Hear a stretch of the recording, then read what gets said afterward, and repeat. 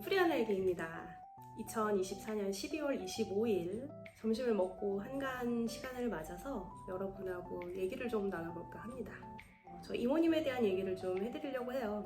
여러분들이 되게 신기해하시고 또 궁금해하시기도 하셔서 이모님을 처음 만난 건 2010년 여름이었고요. 아마 8월 중순쯤 됐을 겁니다. 제가 2010년 8월 8일에 처음으로 독일 땅을 밟았거든요. 지금은 돌아가신 시할머니 댁에서 외가 식구들을 다 만날 때 처음 뵙고요. 굉장히 헤아츠리히 하셨어요. 저를 처음 만난 날의 그 환한 표정을 잊을 수가 없습니다. 정말 활짝 웃으시면서 저를 이렇게 두 팔 벌려서 꽉 안아주셨고, 저도 이제 독일에 처음 오고 독일어도 하나도 모르고 모든 게 낯설고 어색했어요. 어렵기도 하고. 근데 뭐 표정이나 제스처나 이런 거는 만국 공통이잖아요. 비언어적인 의사소통이니까 그런 거를 통해서 되게 이모님이 나를 되게 좋아하시는구나, 오픈돼 있구나, 그런 거를 느꼈죠. 그리고 이제 저도 그런 편이에요. 그래서 그때부터 이제 서스럼 없이 지내기 시작을 했고, 처음에는 이제 제가 챙겨야 되는 그런 여러 시댁 식구들 중에 한 분이셨지만 그 중에서도 유난히 저한테 따뜻하고 친근하게 대해주시니까 저도 이제 점점 마음이 더 가게 되는 거죠. 저도 이모가 있다 보니까 아무래도 고모보다는 좀 이모하고 더 친해요, 마음이. 그래서 우리 이모 생각도 나고 그러다 보니까 더 거부감이 없었던 것 같아요. 그래서 2010년에 그렇게 처음 알게 됐고 2012년에 결혼을 했고 13년에 저희가 그때는 오스트리아에 살고 있었는데 그 신혼집에도 방문을 하셨어요. 저희 그 시할머님하고 시어머님하고 그 당시에, 그리고 우리 시이모님하고 세 분이 여행을 오셔서 한 3박 4일 정도 놀다 가셨고, 그때 이제 제가 거하게 한상을 차려드립니다. 저희 집에 초대를 해서. 나이도 어리고 외국이고 요리를 뭐 하면 얼마나 잘하겠어요. 근데도 진짜 제가 최선을 다해가지고 제 수준에서는 감히 흉내낼 수도 없는 뭐 감자찜에 뭐 김밥에 뭐 형형색색의 계란말이에 막 그 쌈무에다가 야채 여러 가지 집어넣어가지고 막 부추 삶아서 묻고 뭐 이런 거 있잖아요. 신혼 때만 다 해보는 거. 그런 거를 해가지고 진짜 이렇게 상다리가 휘어지게 차려드렸단 말이에요. 근데 그런 것들을 보고 되게 감동을 많이 하셨던 것 같아요. 왜냐하면 여기 유럽 사람들은 딱 자기가 감당할 수 있는 선에서만 일을 벌리고 과하게 뭔가를 하지를 않아요. 그래서 선물들도 되게 소박하잖아요. 시부모님 생신이라 그래서 경제 형편에 넘게 주고 뭐 딱히 그러진 않거든요. 정말 자기 형편에 맞게 살아요. 근데 이제 저는 한국에서 왔으니까 제 형편에 과한 걸 항상 해드렸죠. 근데 그런 걸 또 처음 보실 거 아니에요. 그런 것들도 좀 영향을 끼쳤던 것 같고, 저하고 이모님은 되게 네 거 내 거 할 거 없이 서슴없이 준다는 거, 그리고 마음을 되게 활짝 여는 그런 성격이라는 거, 그런 게 좀 잘 맞았던 것 같아요. 독일에서는 그렇게 쉽게 마음을 열고 모든 걸 다 내어주고 이러면은 이용당하기가 쉽습니다. 개인주의적인 문화의 특성이기도 한데요. 좀 자기중심적으로 자라다 보니까 모든 게 다 나의 행복이 우선이고 모든 가치가 나에서부터 시작을 하잖아요. 그러니까 이 사람들은 자살은 잘 안 하죠. 대신에 좀 나르시시스트로 자라기가 쉬워요. 그래서 그렇게 쉽게 자기를 내보이고 다른 사람을 잘 믿고 잘해주고 그런 사람들이 호구 잡히기 굉장히 좋은 그런 사회적인 분위기를 갖고 있습니다. 그러다 보니까 되게 많은 사람들이 그런 거에 있어서 좀 피해의식이 있어요. 착하게 살면 당하고 더 주고 싶어도 항상 이렇게 움츠리고 좀 그런 것들이 있거든요. 근데 사람마다 성품이 다 다르잖아요. 누군가는 남한테 많이 받아야 만족스러운 사람이 있고, 누군가는 받는 것보다 내가 줄 때 더 만족을 느끼는 사람이 있고, 그리고 또 내가 사랑을 주고 싶어도요, 그거를 잘 받아줄 수 있는 사람이 또 필요해요. 나는 원 없이 주고 싶은데 그 사람이 그 받는 걸 부담스러워하면 주고 싶어도 못 주잖아요. 그 사람이 부담스러워하지 않는 선에서 주는 법도 또 익혀야 되고, 그런 것들이 이제 인간관계가 되게 어려운 건데, 저희 이모님은 진짜 아낌없이 주는 나무 같은 분이세요.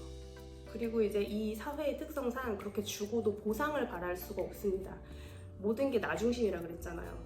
네가 원해서 준 거지 내가 언제 달라 그랬어? 이런 얘기가 항상 따라와요. 그렇기 때문에 남한테 베풀 때에도 기대하는 게 없이 베풀어야 되고, 남한테 받을 때에도 그래서 감사한 게 좀 덜해요. 네가 줄만 하니까 주겠지, 요런. 근데 이제 저는 한국에서 왔잖아요. 조금 다르단 말이죠. 그런 것들에도 굉장히 감사하고, 제가 할 수 있는 선에서 늘 최선을 다하고 때로는 그 이상으로도 더 많이 해드리려고 하고, 근데 이제 그런 것들이 보이시는 거죠. 우리 이모님은 제 심성을 보신 거예요. 그렇다고 해서 뭐 제가 딱히 엄청 착하고 그런 사람은 아닌데, 처음에는 이제 우리 시부모님을 더 중요하게 생각을 했어요. 어쨌거나 이제 촌수로 보면 우리 시부모님하고 더 가깝잖아요, 우리 시누이랑. 그래서 선물을 챙길 때나 기념일을 챙길 때도 이제 시댁 식구들 우선으로 항상 이렇게 했었는데, 워낙에 이모님이 저한테 잘 해주시니까 저도 이제 마음이 점점 그쪽으로 가게 되고, 이혼을 하면서부터는 이제 완전히 틀어졌잖아요. 이 시댁 직계 식구들이랑 신우랑 아예 연락이 끊어지고, 남편도. 그러면서 이제 이 외가 쪽 식구들하고 밀착이 된 거예요. 뭐 저는 지난 한 10여 년 동안 항상 있어 왔던 가족 관계이기 때문에 늘 크리스마스가 되면 시이모님, 둘째 시이모님이 또 계시거든요. 작년, 재작년에 이제 크리스마스 보냈던 그곳, 거기에 다 같이 가가지고 크리스마스를 보내고, 우리 아들도 선물도 많이 받고 재밌게 그렇게 놀고, 그냥 지난 10년 동안 늘 그렇게 지내왔기 때문에 딱히 뭐 별다른 생각은 없어요. 그냥 가족인 거죠. 네. 근데 이제 이거를 보시는 분들은 좀 신기하게 생각하시는 것 같기도 하고, 이해를 못 하시는 분들도 꽤 많더라고요. 근데 뭐 이거는 제 인생이잖아요. 우리 이모님하고 나와의 관계이고, 그러니까 뭐 남에게 이해를 구할 필요도 없는 거고, 우리가 좋으면 그냥 이렇게 만나고 사는 거죠. 네, 서로 행복하게. 그리고 저희 시이모님 내외는 자녀가 없으십니다. 결혼한 지는 한 30년 정도 되셨고요. 그보다 더 이전에 알고 지내셨던 분들이고, 되게 오래 연애를 했어요. 근데 독일 사람들은 원래 다 그래요. 14살, 15 이럴 때 만나서 10년 뭐 이렇게 연애하고 동거도 하고, 그러면서 이제 결혼해서 굉장히 안정적으로 사는 사람들이 많습니다. 특히 이제 저희 부모님 세대 같은 경우에요. 지금 기준으로 보면 한 60, 70대 되시는 거죠. 알고 지낸 지 15년이 다 돼가니까 오고 가다가 흘려듣는 얘기로 대략의 스토리는 짐작이 되죠. 그렇지만 한 번도 직접적으로 여쭤본 적은 없어요. 왜 아이가 없으신지. 굳이 물어볼 필요가 없잖아요. 안 갔던지 못 갔던지 둘 중에 하나인데, 안 가진 거야 뭐 두 분의 결정일 거고, 못 가진 건 갖고 싶어도 못 가진 거니까 굳이 아픈 얘기 뭐 들춰낼 필요 없잖아요. 한 30년 사셨으니까 1년에 한 번씩만 그런 질문을 들으셨어도 벌써 30번 정도 되셨을 텐데, 굳이 나까지 물어야 되나 싶더라고요. 그래서 한 번도 직접 여쭤본 적은 없고요. 근데 아이를 굉장히 예뻐하세요.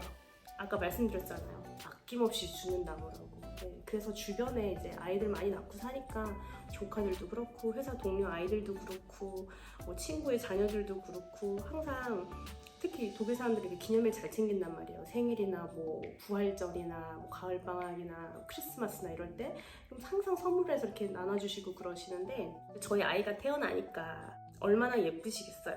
그리고 저희 이모님이 제 전 남편의 대모거든요. 갓파더라고 하잖아요. 이제 갓마더인 거죠. 그러니까 조금 더 특별한 조카였단 말이에요, 제 전 남편이. 근데 이혼하게 되면서 이제 가족하고 연을 끊었다 그랬잖아요, 저희 전 남편이.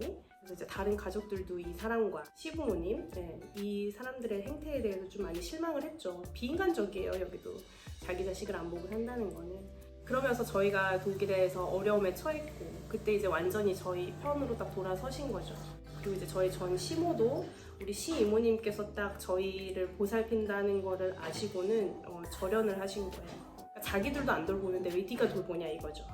모르겠어요, 그 속은. 근데 아무튼 그렇다고 들었어요. 그러니까 나 갖기는 싫은데 남 주기도 싫은 거죠.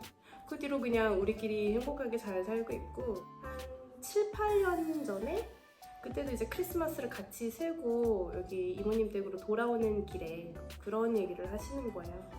되게 딸을 갖고 싶었대요. 그리고 항상 그려왔던 딸의 모습이 있대요.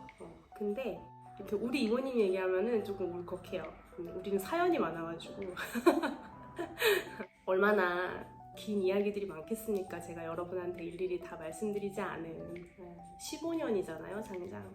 그러면서 그 말씀을 하시더라고요. 정말 너는 내가 되게 갖고 싶었던 그런 딸이라고. 그래서 네가 있어서 너무 감사하고, 너랑 비니의 존재는 되게 하나님이 주신 선물 같다고 그러시는 거예요. 그래서 자기는 그게 너무 행복하고 감사하대요. 근데 그렇게 말씀을 해주시는데 제가 어떻게 이모님을 사랑하지 않을 수가 있겠습니까? 그쵸? 물론 이제 이혼이 아픈 일이고, 또 우리 아들이 자기 아버지를 보고 잘할 수 없다는 건 굉장히 슬픈 일이지만 그거는 뭐 제 손을 떠난 일이고 제가 어떻게 바꿀 수 없는 현실이잖아요. 근데 그 와중에도 되게 좋은 사람들을 많이 만났고, 그리고 우리 전 시댁의 외가 쪽 분들, 그분들이 굉장히 좋으신 분들이었고, 특히 우리 시 이모님, 우리의 존재 자체를 이렇게 선물로 생각해 줄 수 있는 사람을 만난다는 게 쉽지는 않잖아요. 여러분도 한번 가만히 생각을 해보세요. 여러분의 존재 자체만으로 여러분을 되게 귀하고 감사하게 여겨줄 수 있는 사람이 주변에 누가 있는지. 엄마하고 아빠가 있는데 거기에 플러스 이모님까지 계시니까 저는 되게 복받은 사람이라고 생각을 합니다. 그런 사랑, 부모님한테 밖에 받을 수 없는 그런 사랑이고, 부모님에게서조차도 그런 사랑을 못 받는 사람도 많아요, 세상에는. 근데 저는 그런 부모님을 돕고, 거기다가 이제 이혼한 전 남편을 통해서 이렇게 좋은 시 이모님도 또 가족으로 맡게 돼서 그런 점이 제가 복이 많다고 생각을 하고요. 감사드리죠. 얘기하다 또 딴 데로 샜네. 그래가지고 우리 이모님이 다른 아이들한테 이렇게 선물을 많이 주시잖아요. 근데 어쨌거나 그 아이들은 남의 집 애들이란 말이에요. 그래서 각자 크고 그러면 다 자기 엄마 찾고 자기 할머니 찾고 결국은 그렇겠죠. 이거 이제 제 생각이에요. 근데 어쨌거나 우리 아들은 혈연으로 맺어진 사이고 또 특별한 조카의 아이잖아요. 하나밖에 없는. 그러다 보니까 뭐 심적으로 더 가깝게 느껴지실 거고, 비니도 되게 이모님을 따른단 말이에요. 영상을 보시면 알겠지만. 그리고 또 제가 그렇게 가르쳤고요. 이모님한테 잘 해드려야 되고 되게 우리를 많이 사랑해 주시는 분이라고 항상. 그래서 제가 이모님을 굉장히 가깝게 친근하게 여기고 진심으로 좋아하기 때문에 저희 아이도 우리 이모님을 굉장히 따르고 좋아합니다. 아이들은 그래요. 엄마가 이렇게 거부감을 갖고 있고 조금 불편해하면 그게 고스란히 전달이 돼서 그 관계에 있어서 거짓말을 할 수가 없습니다. 제가 느끼는 걸 그대로 느껴요, 아이가. 그래서 이렇게 시댁 식구들하고 아이가 잘 지낼 수 있는 거는 좀 저의 역할도 컸다고 보고요. 왜냐면 제가 정말 진심으로 마음을 열었거든요. 좋은 관계를 유지해야겠다는 생각을 한 뒤로부터. 제가 추측컨대 이모님께서는 아마 거의 처음으로 본인이 이렇게 뿌린 사랑에 대한 결실을 비니를 통해서 얻는다는 느낌을 받으실 것 같아요. 다 자라서도 찾아오고, 가족이라는 건 그런 거잖아요. 뭐 어떤 한시적인 그런 관계가 아니라 삶의 어떤 그 희노애락을 거치더라도 어떤 단계를 거쳐가더라도 항상 다시 만나는 거, 좀 떨어져 있다가도 다시 보고, 그런 거니까 뗄래야 뗄 수 없는 그런 거죠. 굉장히 강한. 그거는 단지 피가 섞였다는 그런 차원뿐만이 아니라, 왜냐면 부부도 피가 섞인 건 아니잖아요. 사실 생판남인데 평생을 함께 하는 사이니까. 그런 것처럼 이모님하고 이제 우리의 관계도 그런 거라고 생각을 해요. 그리고 이모님은 본인이 자식이 없으시기 때문에 그런 걸 저희가 아니면 느껴보실 수가 없잖아요. 그래서 저희가 그런 역할을 해드릴 수 있다는 거에 대해서도 저도 너무 감사하고, 그렇죠. 되게 좋아요. 비니는 이모님 손주인 거죠. 그게 아마 굉장히 기쁘실걸요? 네.